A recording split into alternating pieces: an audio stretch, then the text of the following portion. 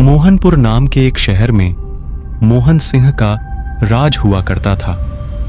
वह हमेशा अपनी प्रजा के हित में कार्य किया करते थे।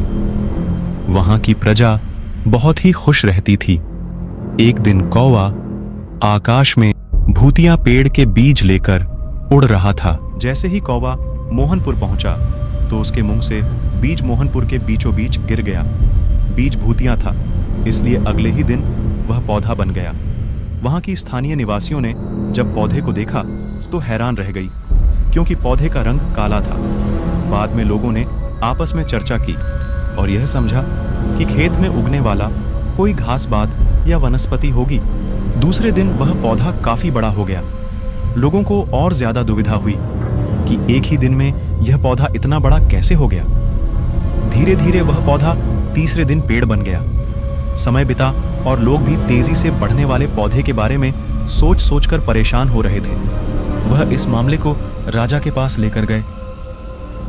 ऐसे जादुई पौधा का पता चलते ही राजा तुरंत उस जगह पर पहुंच गए। राजा को जैसे ही पता चला कि एक काले रंग का पौधा 3 दिन में पेड़ बना है, तो वह भी उस पेड़ को हैरानी से देखने लगे। राजा उस पेड़ के पास चौथे दिन पहुंचे थे और तब तक पेड़ और बड़ा हो चुका था। वह इतना तेजी से फैला था कि किसी को यकीन ही नहीं हो रहा था। राजा समझ गए थे कि पेड़ का रंग काला है, इसमें जरूर कुछ जादू टोना होगा।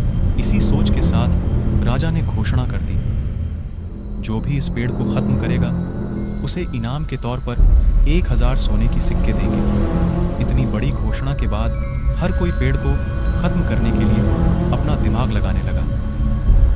राजा के सारे चतुर मंत्रियों ने भी तरकीब लगाई, लेकिन पेड़ को कोई भी नष्ट नहीं कर पाया। किसी ने पेड़ के आसपास आग लगवाई तो एक मंत्री ने उस भूतिया पेड़ को हाथियों से खिंचवाया, लेकिन पेड़ को कुछ भी न हुआ। अब लोगों के मन में डर बैठ गया और उन्हें लगा कि पक्का यह ऐसा वैसा नहीं बल्कि भूतिया पेड़ है। तभी उस गांव के एक समझदार व्यक्ति को राजा की घोषणा का पता लगा। जानकारी मिलते ही वह अपने गुरु के पास भूतिया पेड़ से जुड़े रहस्य को जानने के लिए जा पहुंचा। गुरुजी ने अपनी ज्ञान की शक्ति को एकत्रित करके दिखा और उसे पूछा, क्या तुम पेड़ को खत्म करना चाहते हो? व्यक्ति ने जवाब दिया, हाँ गुरुजी, सब उस पेड़ से परेशान हैं। गुरुजी ने बताया कि उसे खत्म करने का एक ही तरीका है।